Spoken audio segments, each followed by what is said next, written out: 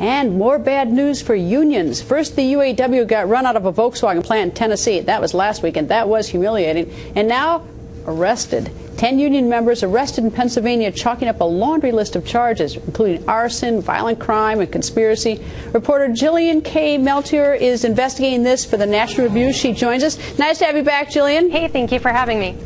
All right, so what's going on with this union in Philly? Yeah, it's a very interesting story. So I've been following it for about a year.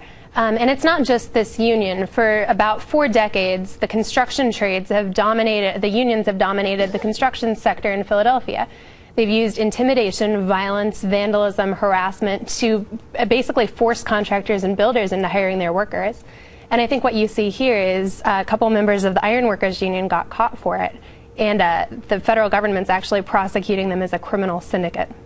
How did they get caught? What were the facts underlying what they got caught doing? Well, there are a lot of signs. I think maybe the one that tipped it was there was an act of vandalism just days before Christmas in 2012, where basically, allegedly, union workers went out to a Quaker meeting house that was under construction.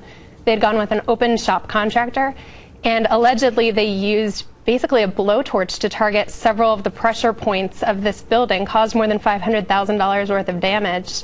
And I think that really upset people because, you know, it's the Quakers. Who messes with the Quakers? Indeed. All right. Now, is this union members or is this the union? Well, they're investigating the union as a whole.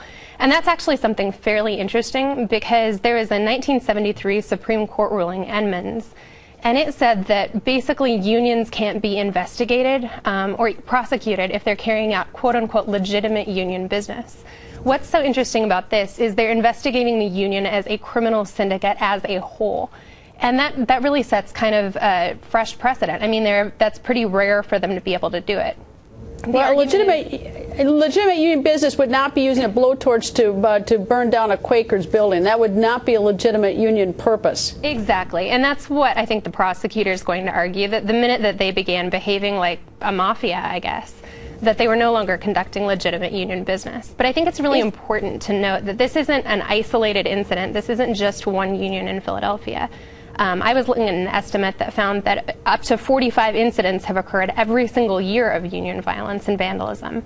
And that's for almost 4 decades. I mean, there's just an incredible amount of intimidation going on. Are they going beyond the unions or just the unions themselves in this investigation? You know, that's going to be interesting. The indictment actually hinted that political actors may be next in the investigation. It's certainly ongoing. But I think what this really shows people in Philadelphia is that they can speak out, because for years they've been too afraid, and they have good reason to be really afraid. But now the federal prosecutors are looking into it, so I think it's definitely going to lead somewhere. Jillian, thank you. Thank you so much.